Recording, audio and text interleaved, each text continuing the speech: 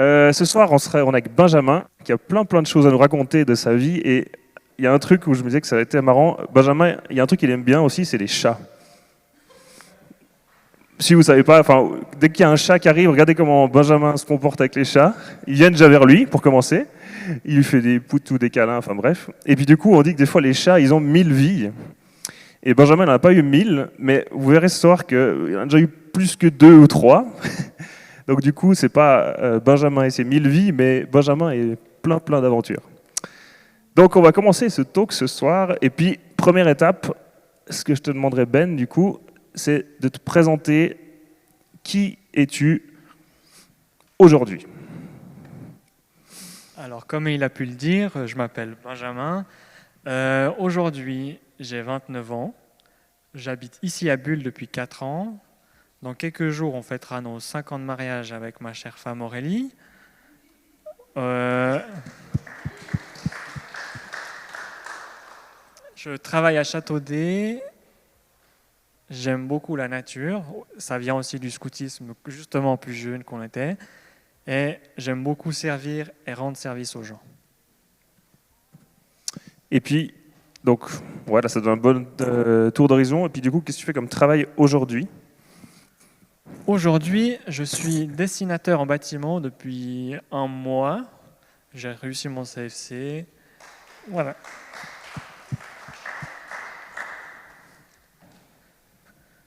D'accord, donc là, ça vous donne le cadre un peu de qui est Ben aujourd'hui. Et puis, pour faire un peu, en fait, l'idée de Stoke, c'est un peu de passer au travers du parcours de vie de Ben, puis voir un peu d'où il vient et puis jusqu'à où il en est aujourd'hui, puis voir un peu les étapes et puis ce que Dieu aura pu faire un peu tout au long de sa vie. Du coup, pour commencer depuis le début, où est-ce que tu as grandi? Ou dans quel contexte, quel cadre? Comme un bon Damounais, je suis né, originaire, tout ce que tu veux à Châteaudet, qui est souvent le plus beau pays du monde quand on vient de là-bas. Quand on vient de là-bas, les autres. Du coup, je viens d'une famille, on est 5 frères, avec 2 chers parents et super et qui ont plein d'amour pour nous, qui nous ont transmis depuis le début. Je suis le 4e dans la fratrie, donc j'ai aussi eu toujours des grands frères qui ont ouvert le chemin, qui m'ont ouvert les voies et les chemins, ce qui a aussi été un point des fois difficile. J'étais toujours le petit frère d'eux, on m'a toujours connu pour être le petit frère d'eux. J'ai aussi une tendance très perfectionniste, j'aime faire les choses plus que bien, des fois un peu trop bien. Et depuis toujours, j'ai fait les flambeaux. Justement, depuis 2004, c'était mon premier camp en tant que petit flambeau. Et j'ai fait les flambeaux jusqu'à l'année passée, où j'ai été impliqué encore dans un camp avec 800 personnes. Donc, c'était quelque chose qui m'a conduit tout le bout. Et puis, une des grandes choses dans les flambeaux, c'est qu'il y a ce côté où on veut rapidement engager les jeunes à avoir des responsabilités et puis prendre leur place. Et du coup, c'est quelque chose qui m'a permis d'avoir ma place aussi. Ouais, puis du coup, tu as pu rapidement aussi avoir des responsabilités, on t'en a confié. Enfin, dans le cadre des flambeaux, il y a toute une hiérarchie, un fonctionnement, mais assez rapidement, on se retrouve au début avec des petites choses à gérer, mais on se retrouve quand même avec des choses qu'on doit gérer nous, on devient responsable de petits groupes pour être plus grand, et puis après, quand on s'investit vraiment, après, on peut gérer, comme tu faisais à la fin, tu gérais tout le groupe de Châteaudet. Donc ça vous donne un peu le cadre à quoi il en était. Ok. Pour la suite après, donc juste... ouais, il y avait la question aussi par rapport à où tu as grandi, donc tu as grandi aussi dans une famille chrétienne. Oui, j'ai pas dit ça. Ouais. C'est vrai que c'est vrai qu'on est à l'église. Ça peut aider non, mais ça peut aider pour la suite pour comprendre aussi. Non, oui, j'ai grandi dans une famille chrétienne. Mes parents ont toujours été chrétiens. J'ai fait le catéchisme à l'église réformée. Après, plus grand, j'ai aussi été à l'église évangélique, au groupe de jeunes. Et du coup, j'ai toujours baigné dans un monde chrétien. Depuis toujours. Ouais. Enfin, il y a toujours eu un peu Dieu autour, dans un contexte, dans plein de choses, dans la famille, dans les implications. Enfin, il n'y a pas dans le sens où tu as vécu toute ta vie sans Dieu, puis un jour, bam, il y a Dieu qui est arrivé, ou une révélation. Enfin, on est les deux comme ça, mais où tu as toujours eu un peu Dieu par-ci, par-là, quoi. Après, il faut faire des choix personnels et comme ça, mais au moins il y avait cette conscience d'implication, quoi. Maintenant, on va parler un petit peu de la suite. Donc après ça, donc la fin de l'école. Fin de l'école. Fin de l'école, j'avais un peu deux mondes. On appelle souvent le cul entre deux chaises. J'avais ce côté où j'étais avec mes potes d'école qui ne croyaient pas forcément ou que c'était quelque chose de traditionnel. Puis de l'autre côté, j'étais au groupe de jeunes. Je vivais la foi le plus que je pouvais. J'apprenais tout ce que je pouvais. Et puis du coup, d'un côté, je voulais faire la fête, draguer tout ce qui passait. Puis de l'autre côté, non, mais voilà, d'avoir les envies du monde, et puis de l'autre côté, les envies de Dieu, de s'impliquer, de voir des vies transformées, voir Dieu agir. Et puis du coup, ça a été une période difficile où à un moment, j'ai dû faire un choix. J'ai dû faire un choix de où je voulais m'impliquer et prendre de l'importance. Et ça, c'est ce qui a défini aussi où je me suis engagé après dans des associations. Comme les flambeaux. Et en même temps, je finissais l'école, donc j'ai commencé un apprentissage de menuisier. Pourquoi menuisier? Je ne sais pas trop. Non, j'avais deux envies, c'était paysagiste et menuisier, donc ça touche toujours au bois, une fois vivant, l'autre une fois mort. Et puis, j'ai écouté le sage conseil de mon papa qui me disait: est-ce que tu es prêt à travailler dehors l'hiver et quand il pleut et quand il fait froid? Et j'ai dit pas trop. Alors j'ai fini dedans à faire de la menuiserie. Et puis j'ai vraiment, en apprenant ce métier, j'ai appris à être passionné par ce métier, à découvrir les facettes de comment fabriquer, etc. Et prendre la passion. Plus ça avançait, plus je prenais du plaisir aussi. On me parlait des associations. J'ai fait toujours les flambeaux. Vous pouvez mettre une étiquette sur moi, c'est collé. Puis après, j'ai commencé à m'impliquer aussi dans plein d'autres choses. Je me suis impliqué dans la politique parce qu'ils cherchaient du monde, puis on allait me chercher. Et puis j'ai dit: oh oui, pourquoi pas. Les pompiers, le groupe de jeunes. Il y a eu un moment où aussi on a commencé l'église ici. Alors avant l'église ici, il y avait la technique à l'église où j'étais avant. Après, on a commencé l'église ici avec des gros événements, des comédies musicales où j'ai aussi rencontré Julien dans ces grosses comédies musicales qu'on faisait à Tour de Suisse romande, etc. Donc là, j'ai commencé à m'impliquer dans beaucoup d'associations, de projets, d'événements, et qui a fait que j'ai vu aussi Dieu agir dans toutes ces choses, dans toutes ces circonstances, voir des vies transformées, voir des jeunes prendre des responsabilités, trouver leur rôle, trouver leur envie et des fois des métiers aussi. Donc le moins qu'on puisse dire, c'est que tu t'es pas ennuyé en tout cas. En tout cas, tu avais de quoi bien remplir ton agenda. Mais ce qui est chouette aussi de voir, en tout cas, c'est que dans toutes ces choses que tu as pu faire, tu voyais Dieu aussi agir, puis Dieu qui agissait aussi dans ta vie, mais c'était aussi tous des cadres où il y a vraiment un peu ce côté en lien avec Dieu aussi, quoi, et puis qui était chouette. Moi, j'avais une question aussi. C'est cool de faire plein de choses, mais il y a aussi des fois des limites. Et du coup, comment est-ce que tu arrivais à tenir tous ces engagements aussi? Ou bien tu te disais, ouais, je me lance là, puis finalement, tu n'es jamais là?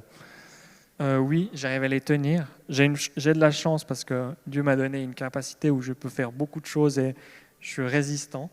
Mais c'est vrai que j'ai toujours tenu mon engagement jusqu'à la fin. C'est une des choses que je n'ai pas forcément dit où j'ai grandi, c'est que je suis aussi plutôt introverti. J'ai plutôt peur du regard des autres. Je n'ai pas envie de décevoir les autres. Et du coup, chaque fois que je m'engageais, j'avais envie d'aller jusqu'au bout pour satisfaire les autres et faire de mon mieux pour qu'ils soient contents de moi. Donc voilà. Mais il y avait un côté cool aussi que tu fasses ça, mais aussi un côté un peu de pression du regard des autres, et puis un peu de l'image que ça redonnait. Et puis du coup, faire plein de choses, c'est chouette, mais il y a aussi une notion où on peut y trouver presque un peu une identité, ou quelque chose, ça nous définit aussi un peu. Et puis j'ai l'impression que c'était un peu ce que toi, tu vivais aussi avec ça. Exactement. Je pense qu'il y a une partie pendant cet apprentissage où mon identité était liée par rapport à mes actes, par rapport à ce que je faisais, par rapport à ce que les autres pensaient de moi, par rapport à ce que je faisais, qui me disaient ouais, toi, t'es un bon type. Moi, ça fait plaisir, mais chez moi, ça fait trop plaisir, on va dire ça comme ça. Et du coup, justement, je me suis perdu, et j'étais justement ce côté, je suis je suis ce que je fais et pas je suis Benjamin. Ouais, puis enfin, il y a un peu ce côté, on avait discuté un peu de ça, alors, bon, c'est le nom que nous on mettait, mais un peu le syndrome du sauveur aussi, où bien en gros, ça marche parce que tu es là ou parce que tu es impliqué. Et puis du coup, ça devient, enfin, entre guillemets, tu deviens un peu le centre de tout aussi, quoi. Sans forcément peut-être des fois le vouloir, mais en tout cas peut-être dans ta tête ou dans la réflexion. Exactement, ouais. Donc s'impliquer partout, c'est bien, mais après, au bout d'un moment, ouais, des fois on peut se retrouver, un peu se perdre dans ces choses, et puis des fois perdre un peu le sens de pourquoi il y a ça. Et, et puis il y a encore un truc qu'il fallait peut-être préciser aussi, c'est par rapport à ton apprentissage. Donc il y avait le côté perfectionniste, chouette, mais avec les patrons que tu avais, c'était pas forcément toujours le plus drôle non plus. Oui, exactement. C'était des patrons insatisfaisables. Petite anecdote, quand j'ai la fin du premier semestre, donc j'avais 16 ans, je débarque avec une moyenne de cours théoriques à 5-6, puis qu'on me dit il ne faudra pas faire mieux. Alors pour eux, c'était sûrement une blague et c'était un encouragement, mais moi, dans la situation-là, je l'ai aussi pris comme une pression de vouloir faire bien et puis de vouloir faire plus. Et c'est difficile. Donc il y avait le côté, enfin ouais, du coup aussi en termes d'identité, pour que ça suive, il fallait que tu fasses bien les choses, donc tu te mettais aussi une pression pour faire ça. Donc voilà, plein de paramètres, mais un peu une situation où on sent qu'on ne peut pas tenir comme ça non plus forcément très longtemps, en tout cas que c'est pas le meilleur rythme.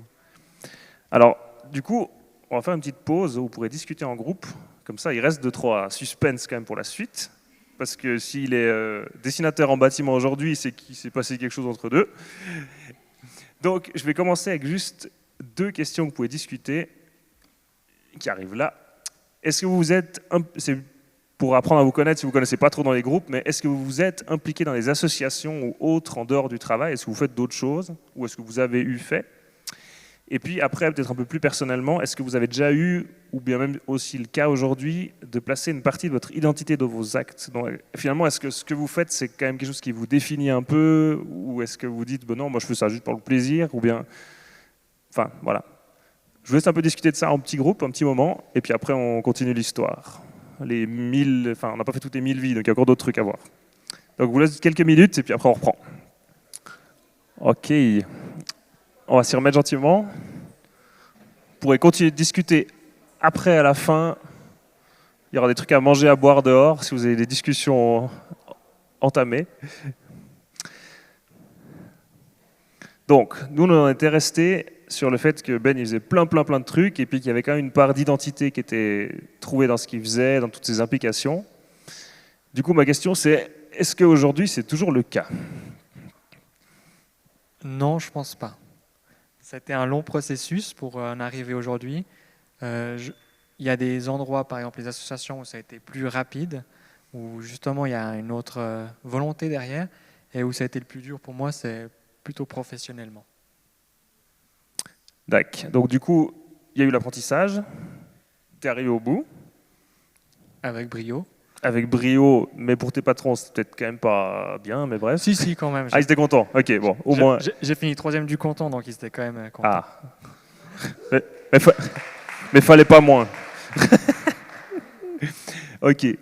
Donc du coup, suite à ton apprentissage, donc on va passer à une vie suivante. Qu'est-ce qu'il pourrait y avoir après l'apprentissage? Alors après l'apprentissage, je devais faire mon service militaire comme tout bon citoyen suisse. Là, j'ai pu réaliser un de mes rêves de tout gosse. Vous pourrez demander à ma maman. Quand j'ai été au recrutement, je suis revenu avec des yeux de gamin qui brillaient comme pas possible. Et c'est parce on m'avait dit que je pouvais faire chauffeur poids lourd. Quand toute ma jeunesse, on m'avait dit qu'avec mes yeux, la voiture, ça serait déjà un exploit. Donc je suis revenu en disant « Ah, je ferai chauffeur poids lourd !» Du coup, le cadre de l'armée, c'est de nouveau un cadre où c'est insatisfaisable. On nous pousse à aller toujours plus loin, faire toujours plus, d'être toujours plus costaud, d'être toujours plus fort, d'être toujours plus... Voilà. Et moi, je me suis pris un peu au jeu. J'ai essayé de faire ce que je pouvais, justement pour essayer de satisfaire de nouveau mes gradés. Un jour, on est aussi venu me dire « Tu vas grader ». J'ai dit « D'accord ». Et puis, trop bien. sans forcément oser dire non, stop, ça va pas aller. Vu qu'on était chauffeur, on devait dormir théoriquement. En tant que gradé chauffeur, on dort pas trop, mais on note quand même nos heures de sommeil pour que ça passe, jusqu'au jour où je fais 15 mètres de glisse sur une glissière avec un sprinter. Et là, je me suis vu en sang dans le véhicule avec les feux bleus autour de moi, ce qui n'était absolument pas le cas, parce que j'étais de nouveau sur la route et droit.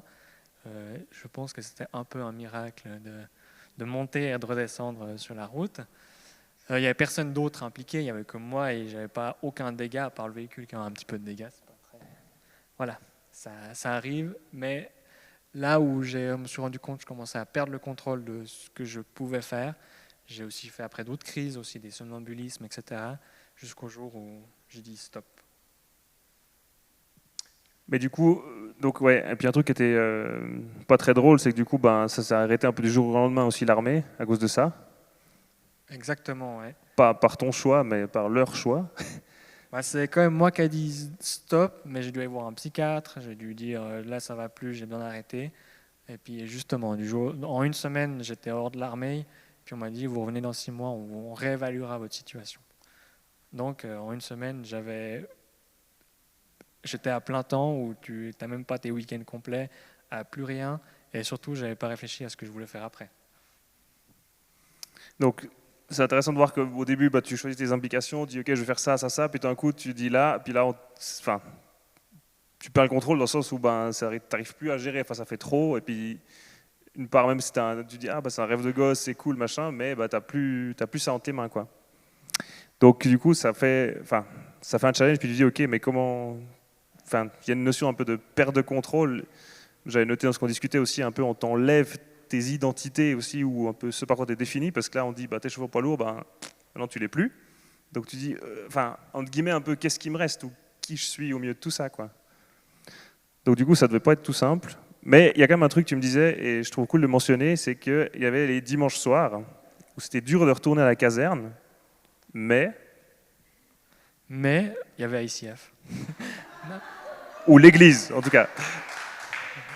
Ou l'église, ouais. Non, mais c'était vraiment une... Bah, dimanche soir, c'est toujours difficile quand tu retournes en caserne et puis que tu as tout le monde qui est encore chez lui. Alors même que pour le prof... Généralement, le dimanche soir, pour la majorité des gens, c'est difficile. Et puis, bah, du coup, là, moi, je venais à l'église, ça me donnait une pousse d'énergie. Puis après, je remontais à la maison à Ch'taudet avant de retourner en caserne, en tenue, et puis dire, bon, on va tenir une semaine de plus. Donc voilà, mais je trouvais cool aussi de marquer quand même, comme même dans ces périodes, des gens pas tout simples et tout, et dans ce qu'on vit, ben, l'Église peut aussi jouer un rôle dans le sens de redonner de l'énergie, de la motivation, de la force pour attaquer les semaines. Et puis aussi le fait avec comment dire, avec le fait que toi, ton implication, le fait d'être là, d'être présent, c'est un truc qui comptait pour toi aussi. Bah, tu venais aussi ces dimanches, même si tu te dis, oh, il y a les allers-retours, les machins, est-ce que je fais vraiment ça, bah, tu le faisais. Et ça faisait aussi une différence. C'est ça qui, je pense, que te tenait aussi, on va dire, en forme et aussi près de Dieu là-dedans, quoi. Donc du coup, ben, suite à cette histoire d'armée rapidement, du coup tu te retrouves avec pas de projet, rien, mais donc il te fallait réfléchir pour la suite, savoir qu'est-ce que tu voulais faire, mais là-dedans, finalement tu avais du temps libre, et puis qu'est-ce que tu as pu faire quand même? Alors j'ai pu servir des gens et les aider. Il y avait Maxime et Emmanuel à ce moment-là qui venaient d'avoir leur maison, qui devaient déménager en 1 mois, il fallait dépêcher. Alors j'ai été bosser, rénover la maison, et du coup c'était ce qui m'a permis de me retrouver un peu en disant je suis quand même capable de faire quelque chose, j'ai envie de... Ou justement ce cœur de serviteur, comme je disais avant, on va dire je suis là, j'ai envie de servir. Et puis durant ce temps-là, j'ai pu réfléchir un petit peu à ce que je voulais faire. Le fait d'être menuisier, il y avait ce côté construction, il y avait ce côté... j'ai fait sergent, donc du coup j'ai aussi géré des hommes et j'ai beaucoup aimé ça, donc j'ai essayé de trouver un compromis entre les deux. Et je cherchais à faire directeur de travaux, et pour ça je devais aller faire une année de maçonnerie dans le Gros œuvre. Alors je suis parti une année chez Grisoni, puis construire la gare de Montbeuvron, et c'était drôle parce que tu te retrouves avec d'autres nationalités, des Portugais, des choses comme ça, où tu découvres tout un monde que en fait je n'avais aucune notion. Et du coup, mais ce qui est chose aussi de voir, c'est que du coup tu te dis ok, bon, je me retrouve coincé, qu'est-ce que je peux faire, enfin, tu as toujours tu quand même un peu analysé, un peu, ou prendre ouais, garder un peu des feedbacks des choses, dire ok, mais à l'armée, là je me suis retrouvé à gérer des gens, c'est quand même quelque chose que j'aimais bien et tout. Donc un peu dans cette notion de dire ok, bon, un peu aussi, où Dieu, où c'est que tu veux m'amener, ou qu'est-ce que tu veux faire un peu avec moi, avec tout ça. Et puis, bah, tu te dis, ok, là, je me retrouve, je peux pas tout de suite faire quelque chose, c'est pas grave. Bah, ok, j'ai une année à faire. Bon, bah, je vais la faire. Je vais me retrouver maçon, alors que tu es menuisier à la base, donc c'est quand même la construction, mais c'est quand même pas la même chose. Et puis, ben voilà. Mais ça fait une étape de plus où du coup, bah, ça t'a pas amené. Enfin, c'était une étape de plus, mais où tu as pu apprendre des choses et puis développer des choses au fur et à mesure. Et puis là-dedans, il y a encore un truc au-dessus où tu me parlais aussi de comment on pouvait se retrouver Dieu au milieu de ça. Bah, c'était pas facile de se lever. Moi, j'aime me lever tôt, mais pas trop. Et du coup, en été, on se levait très tôt en tant que maçon, parce qu'on essayait de profiter du frais. Et c'était quelque chose qui était difficile pour moi, de retourner aussi dans un truc que je ne savais pas trop pourquoi j'étais là-bas. Oui, j'avais cette vision de faire une formation, mais en même temps, je me rendais compte que ce n'était pas forcément le domaine que j'avais envie d'aller. Donc, c'était un côté où je ne savais pas où j'allais avec ça, avec ma vie professionnelle. Et puis, bah, c'était pas toujours facile. Et je sais que ma pépite pour me motiver les jours où ça n'allait pas, ou en tout cas tous les jours, c'était mettre la louange à fond dans la voiture en descendant jusqu'au travail et dire on se prend de l'énergie, on prend une capsule et c'est parti. Donc voilà, donc il y a plein de solutions, de choses où on peut, ben, ouais, où Dieu peut nous rejoindre aussi dans ce qu'on vit et puis rester, on va dire, plein d'énergie. Et, enfin voilà. Donc du coup, tu as fait cette année de maçon. À la fin, tu t'es pas dit je veux faire ça toute ma vie, mais du coup, c'était quoi un peu le feedback à la fin? Alors la poussière de béton, ça me motivait pas trop, mais la poussière de bois, ça me manquait.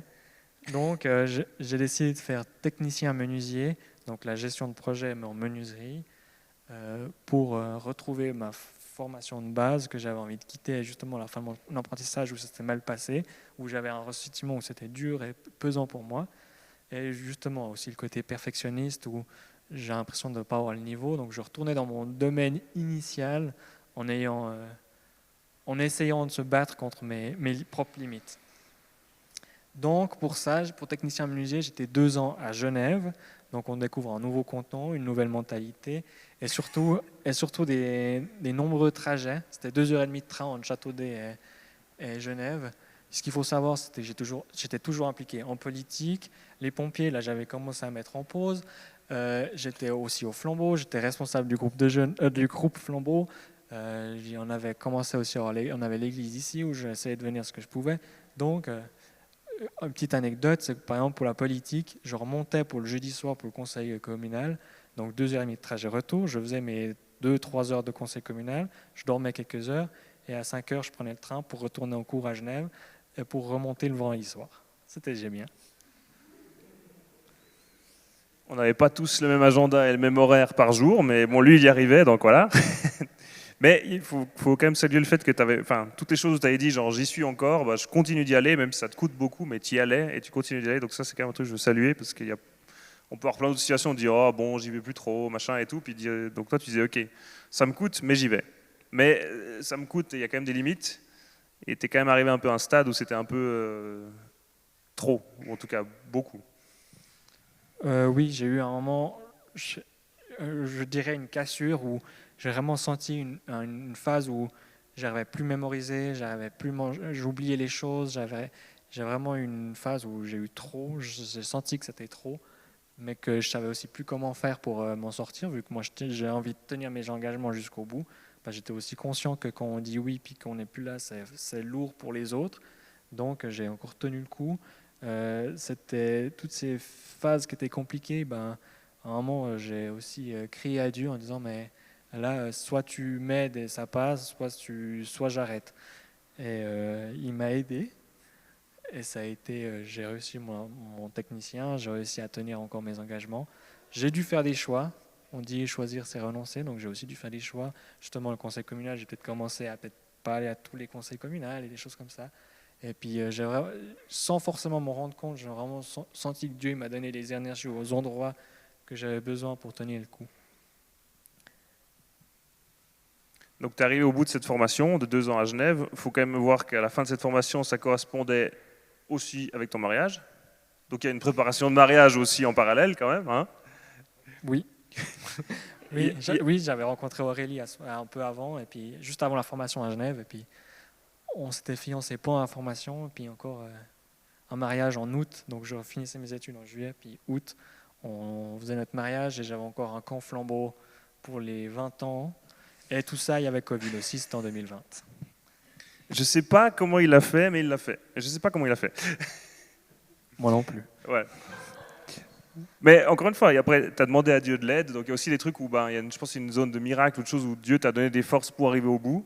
Alors, le but, c'était pas de faire toute ta vie à ce rythme, parce qu'on t'aurait pété un plomb, mais en tout cas, dans les moments durs, en disant Seigneur, moi j'ai envie quand même d'y arriver, j'ai envie de tenir, j'ai envie d'être fidèle là-dedans, bah, Dieu a pu t'aider, et tu as su aussi et avoir on va dire je sais plus le mot. Bref, tu as demandé à Dieu de l'aide, je sais plus le terme. Ouais, sagesse, non, mais humilité, voilà, je veux dire. L'humilité de dire, ok, en fait là c'est trop pour moi, mais Dieu, j'ai besoin de ton aide, et donc voilà. Bravo d'avoir fait ça, et bah, comme ça, tu as pu arriver au bout. Je veux aussi remercier tous ceux qui étaient autour de moi. Là, je parle que de moi, mais il y a aussi, il y a bon, les flambeaux, on était des équipes, etc. Donc, il y a aussi des gens qui se sont impliqués, qui m'ont soutenu.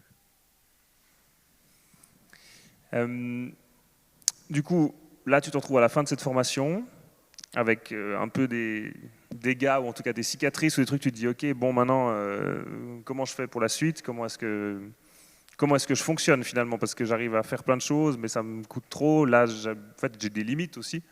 J'y arrive pas, j'ai besoin de Dieu. Au moins, je peux demander à Dieu, il m'aide, donc ça, c'est bien.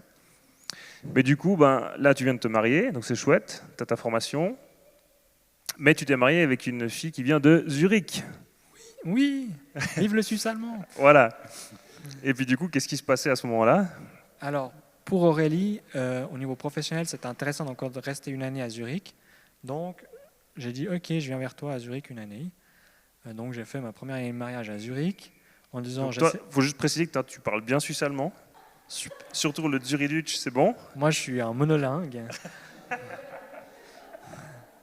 Donc, moi et les langues, ça fait 2. Même le français, c'est déjà difficile. Donc, j'arrive à Zurich sans parler un mot d'allemand, sans parler un mot d'anglais. J'ai décidé d'aller faire du service civil parce qu'à ce moment-là, j'ai profité de passer mes jours militaires en service civil. Et puis, je me suis retrouvé à l'hôpital des enfants avec un concierge qui parle que le suisse-allemand. L'allemand, pour lui, c'était déjà compliqué. Et je ne sais pas comment on a fait, mais tout s'est très bien passé. Justement, à tel point qu'il m'appréciait tellement que quelques mois après avoir fait 2 ou 3 mois avec eux, il m'a rappelé quelques mois après, parce que lui, il devait partir en arrêt maladie à cause d'une hernie. Et puis il m'a dit, tu veux pas revenir un mois à l'hôpital des enfants pour t'occuper des civilistes, donc des Suisses allemands, des jeunes Suisses allemands qui débarquent là au milieu, qu'on n'a aucune connaissance. Et voilà, j'ai dû m'en occuper. Et puis tout s'est très bien passé. Je sais pas comment ça a fonctionné, mais moi, ils avaient un bon ressenti de moi. Donc aujourd'hui, tu parles bien suisse-allemand? Toujours pas. Je ne sais pas comment il a fait, mais il l'a fait. Ok, donc mais, du coup, respect pour le culot d'y avoir été quand même, parce que moi, franchement, tu me dis, va habiter une année à Zurich sans parler la langue. Je pense pas que Bon, il y a l'amour, ça aide. Mais, enfin, ouais, fallait le faire. Du coup, tu as fait une année, pas plus, mais une année quand même. Du coup, après, qu'est-ce que vous avez fait? On est revenu ici à Bulle. On a habité à Bulle. J'ai commencé à utiliser ma formation, donc à trouver un travail comme technicien. Ça s'est mal passé. Il y avait, on va dire, la concordance entre moi, mon fonctionnement professionnel et mon patron, c'était pas top. Et, justement, tous les matins, c'était une boule au ventre, j'avais envie de vomir. C'était de nouveau la louange à fond dans la musique pour essayer de passer la pilule jusqu'à midi pour aller manger vers Aurélie pour que ça fonctionne, puis repartir l'après-midi pour espérer. Donc tu comptes au début c'est les jours, puis après tu essaies de faire des semaines, puis après tu fais quelques mois. J'ai pas tenu une année, à un moment je dis stop, là ça va plus le faire. Donc Aurélie était ici, elle essayait d'apprendre, de découvrir le monde des Welsh. Et puis, tout financièrement, tout comptait sur moi, sur mon revenu. Puis je fais un stop là-dessus parce que j'arrive pas. Donc c'est difficile. De nouveau, là, je me rends compte que je peux faire ce que je peux, mais des fois, ça joue juste pas. Donc voilà, donc encore une prochaine étape, mais où tu dis, ok, je m'engage, je vais essayer là-dedans, et ça se passe pas forcément comme tu veux non plus. Du coup, tu arrives au stade où faut quand même, tu dois nous arrêter. Et puis, du coup, qu'est-ce que tu fais? Tu continues, tu fais autre chose? Alors là, je retourne comme menuisier indépendant. Il y avait une personne qui m'a contacté pour un projet, donc j'ai profité de repartir comme menuisier indépendant. Donc, on va dire, on dégrade, mais en même temps, ça m'a appris plein de choses aussi sur moi. C'est aussi à cette période-là que j'ai pu apprendre en fait que, ouais, je pense pour moi c'est là où j'ai le plus travaillé sur moi en disant mais c'est pas ce que je fais, mais c'est qui je suis, où je me sens, où j'ai du plaisir à faire. J'ai aussi eu à ce moment-là, c'était assez drôle. Dernièrement, j'ai recroisé mon patron où ça s'était mal passé au Salon du Bois ici à Bulle. Et puis, ils étaient tout contents de me revoir. Pour eux, ils étaient presque, quand je les avais quittés, pour eux, c'était presque une déception pour eux de me voir partir. Puis, du coup, c'était plutôt de mon côté que ça allait pas. Donc, c'est là où j'ai aussi compris que, en fait, par mon attitude, j'ai pu aussi briller envers les autres qui m'appréciaient. C'est peut-être plutôt chez moi qui avait un problème et pas chez les autres, mais qu'il faut des fois revenir en arrière pour recommencer. Donc voilà, maintenant tu n'es pas menuisier indépendant, tu es dessinateur en bâtiment. Bah oui, durant cette période d'indépendant, on va dire, je l'ai pris à la légère. J'ai pas cherché à développer mon activité, donc et à un moment il fallait quand même gagner des sous parce que il y a quand même des frais, surtout qu'on on est deux. Puis j'ai commencé à chercher du travail. On est venu me proposer un poste de dessinateur dans l'idée de faire la direction de travaux. Donc c'était de nouveau une de mes envies dans le passé quand je cherchais à faire maçon. Et puis j'ai dit pourquoi pas, vas-y, on fonce. Donc du coup tu reprends, ouais, donc tu es dessinateur en bâtiment, mais du coup tu reprends un apprentissage de dessinateur en bâtiment. Exactement. Parce que Donc, c'est plus cool de reprendre des études encore. exactement. Donc oui, j'ai recommencé une formation. C'était le but d'apprendre le métier.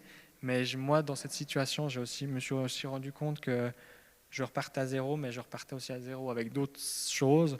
J'ai aussi pu lâcher cette côté perfectionniste, faire un peu ce que je peux, et puis qu'on est content de ce que je fais. Et que c'est pas moi qui fais, mais que c'est moi qui permet de faire les choses bien.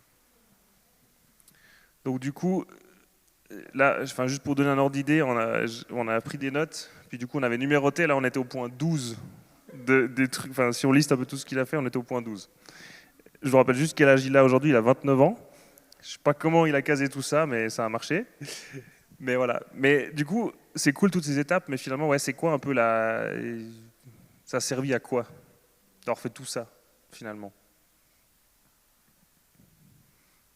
Est-ce que tu as une réponse ou est-ce que tu sais pourquoi finalement t'es passé par tout ça? Non, toujours pas. Non, mais je, je viens d'une famille où on a plein de projets, donc beaucoup de choses tournent dans ma tête. Mais en soi, ce que Dieu veut faire avec tout ça, je ne sais pas encore aujourd'hui. J'ai peut-être des idées, mais on verra dans le futur. Mais par contre, la différence, c'est que maintenant, tu es plus en paix dans le sens de savoir, enfin, tu t'impliques et puis c'est plus un peu genre, bah ok Seigneur, je me réjouis de voir qu'est-ce que tu vas faire avec ça. Et pas, ben, je fais tout ça pour me définir, pour me créer une identité, pour je suis Ben qui est dans ça, ça, ça, ça, ça. Mais c'est Ben, toi, aujourd'hui, avec ta situation, avec ta vie, avec bientôt ta famille. Et puis du coup, ben, le travail, c'est un peu plus, ben, entre guillemets, on verra où ça t'amène, quoi. Et que ça reste un outil pour Dieu, pour toucher d'autres gens, toucher d'autres personnes, avoir des connaissances pour servir les autres aussi. Ouais. Donc du coup, bah, finalement, des fois, Dieu il nous fait passer par plein de chemins, plein d'étapes, plein de choses. Des fois, on n'a pas la réponse de pourquoi. Et puis en même temps, bah, plus ça avance, plus on peut se rendre compte un peu de ce que, ouais, de ce que chaque étape a pu laisser. Donc, du coup, c'est cool de voir aussi bah, comment tu le prends et tu le vis aujourd'hui, dans le sens où tu es en paix, même si en sachant pas, en fait, en sachant pas forcément la suite, où t'as pas tout entre tes mains, mais tu es aussi en paix avec ça. Exactement, ouais. C'est ce que j'ai aussi le plus appris là-dedans, c'était le côté où, bah, pour trouver la paix, de lâcher prise, de laisser Dieu agir, que tout ce qu'on fait, il utilise. Et donc là, des fois, justement, je pars pas en cacahuète, mais je saute de gauche à droite à faire 15 choses. Alors il y a quand même le monde de la construction qui est un peu le point central, mais c'est quand même plein de choses différentes et qui fait que avec ça, Dieu, je sais qu'il m'utilisera. On verra où, quoi, comment. Mais surtout, ce que j'ai le plus appris là-dedans, c'est que j'ai laissé l'oreille ouverte, en tout cas, à recevoir des petites capsules qui m'aidaient à passer les étapes compliquées. Ouais, du coup, si on résume aussi, on dirait la place de Dieu dans tout ça, c'est qu'il y avait toujours Dieu un peu, peut-être plus ou moins présent, de manière plus intense et tout, mais il y a toujours eu Dieu un peu dans toutes ces étapes qui était avec toi et où toi, tu lui donnais aussi de la place. Et où tu Exact, allais aussi, toi, vers lui, enfin, aller chercher des temps avec lui et tout. exactement. Puis il y a des habitudes, le dimanche, l'église, des choses comme ça, ou des amis qui peuvent te dire des commentaires ou des encouragements ou prier pour toi. Et ça, c'est précieux. Ok, maintenant, ça va être à vous de discuter un petit peu. Nous, on parle, mais je vais revenir avec deux petites questions qui sont là. C'est est-ce que vous avez osé vous lancer dans des défis, des formations, des travails sans forcément savoir pourquoi vous êtes allé là-dedans? Et puis, est-ce que vous arrivez à avoir confiance en Dieu qu'il utilisera tout votre parcours en temps voulu ou plus tard, dans les étapes que vous pouvez passer? Est-ce que vous arrivez à être en paix avec ça? Donc voilà, ouais, ça revient. Je vous laisse quelques minutes avec ça, puis après on finira en concluant pour ça. Voilà, on reprend une dernière fois la parole. Après, ça se passera dehors avec l'apéro. Donc j'espère que vous avez pu avoir des bonnes discussions, des bons partages. Vous pouvez les continuer encore après dehors, avec plaisir. Mais du coup, avec Ben, on avait juste un ou deux encore petits mots de la fin à vous laisser. Donc Ben, je ne sais pas si tu veux commencer, Oui. ou je t'impose de commencer. Non, bah du coup, ce que je pourrais ressortir de mon témoignage aujourd'hui dans la situation où je suis maintenant, c'est que c'est pas toujours facile de séparer les actes et l'identité. On peut très vite passer d'un à l'autre. On doit toujours aller rechercher notre identité en Dieu, lui laisser de la place, du temps et de l'énergie pour nous parler dans diverses manières différentes. Ça, j'ai pas une astuce à vous donner. C'est chacun la sienne. Des fois, s'inspirer des autres, c'est intéressant parce que ça nous donne des pistes de réflexion. Que dans la Bible, il y a un moment, il y a un témoignage où c'est par nos actes qu'on verra notre cœur. Et ça, au final, on le voit, mais on le voit parce qu'en derrière, on a le cœur qui brûle pour Dieu et qui a envie de faire les choses bien, d'envie de donner aux autres. Et du coup, ça, c'est un des encouragements que j'ai envie de vous faire passer. C'est que c'est le cœur qui est derrière et pas ce qu'on fait. Et après, on fait avec ce qu'on a. Et ça, c'est aussi l'autre point important. Et puis, du coup, quand on fait avec ce qu'on a, on peut aussi s'engager dans des choses qu'on ne comprend pas ou qu'on n'ose théoriquement pas parce qu'on sait qu'on fera avec ce qu'on a. Et puis, on a mis une petite phrase avec Julien. Si Dieu pousse dans une direction, Dieu pourvoit. Osez lui faire confiance. Et du coup, quand on ose, on peut faire de grandes choses parce que Dieu peut multiplier ce qu'on propose. Et puis, du coup, aussi dans le sens d'oser, enfin, oser s'engager aussi, aller dans une direction, oser faire des pas, des choses, même si on n'a pas toujours la raison ou l'image ou le truc, on se dit, ah bah du coup, je vais faire ça, comme ça, je pourrais faire ça, ça, ça, ça. Mais aussi dans cette marche avec Dieu, bah, dire, il y a des fois des étapes, des choses, Dieu veut nous faire passer dans des situations, veut nous apprendre des choses au travers de ça. Et puis, oser lui faire confiance, mais ouais, je pense que ce qu'il faut garder aussi, puis quand on voit dans d'autres témoignages tout ce que tu as vécu, c'est que Dieu pourvoit, dans le sens où tu t'es jamais retrouvé.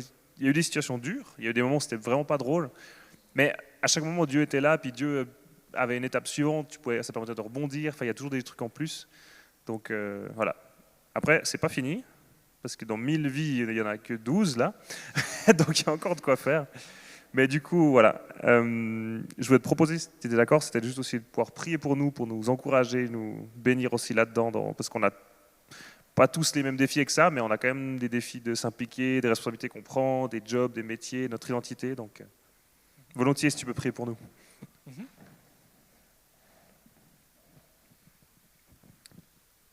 Seigneur, j'ai envie de te remercier pour l'Église, pour ce cadre où on te rencontre, où on peut venir s'ouvrir à toi, se recevoir de toi, découvrir l'identité que tu as de nous, ce que tu as envie de...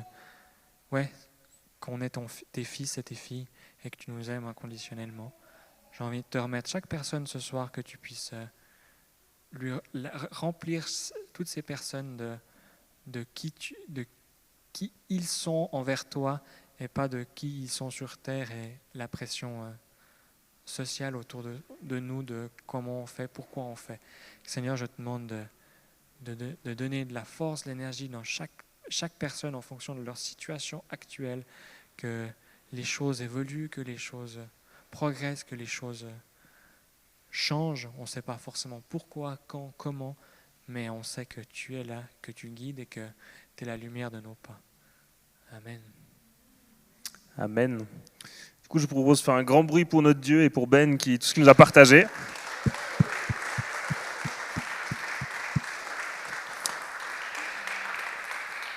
Donc, merci Ben d'avoir été là devant avec moi. D'habitude, on n'est pas là, on est plutôt derrière à faire la technique. On va y retourner parce que chacun sa place. Mais c'était une bonne expérience et c'était cool. Et c'est cool d'entendre aussi, puis avec ces talks qu'on a eu durant l'été, d'entendre plein de témoignages de choses que les gens vivent parce que c'est là où Dieu agit. Et puis c'est cool aussi d'apprendre à plus se connaître dans le cadre de notre communauté, de notre église. En fait, il y a plein de gens qu'on croise des fois les dimanches, puis en fait, on ne sait pas tout ce qu'ils vivent ou tout ce qu'ils ont vécu et tout ce qu'on peut être aussi encouragé à travers ce qu'ils vivent. Donc voilà. Donc merci Ben. Et voilà.